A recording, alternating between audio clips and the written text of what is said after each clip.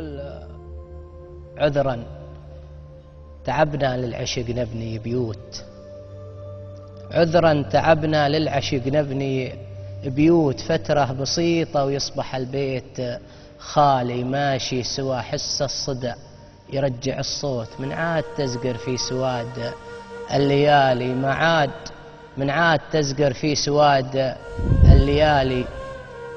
تدري وش اللي يكون أصعب من الموت؟ أنك تعيش مفارق إنسان غالي، يعني كأنك تنتظر ساعة الفوت ويمر وقتك ضيق والغير سالي.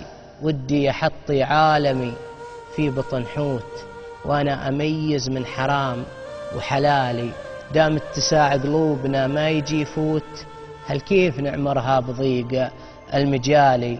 دام اتساع قلوبنا ما يجي يفوت، هل كيف نعمرها بضيق المجالي؟ يا كم سمعنا بمعركة عين جالوت، ويا كم تموت الناس فرض القتالي، مهما يطول العمر بن آدم يموت، تتعدد الأسباب وأشوف حالي، خايف أحط القلب في وسط تابوت وأعلن عزاه في وقت ما حد صفالي.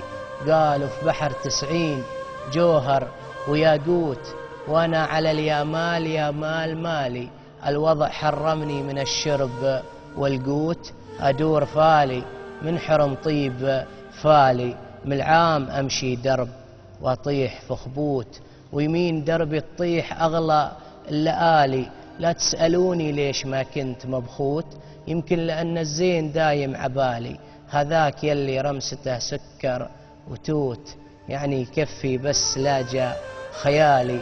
أشتاق له أشتاق له أشتاق له شوق الجسم لبسة الكوت، لا جاه برد الشوق فول وتالي، يرمس وأسمع نغمة أوتار عن نوت، يسكت ويوقف كل شيء عدالي، دنياي بكملها لسكت صارت ميوت، لا حول يا ذكراي فوق احتمالي، هذه سنة أحيا بالأشواق وأموت ويموت قلبي، لكن الراس عالي، ما روم أسوي للعشق داخلي بيوت، فترة بسيطة يصبح البيت خالي، فترة بسيطة يصبح البيت خالي. الله عليك.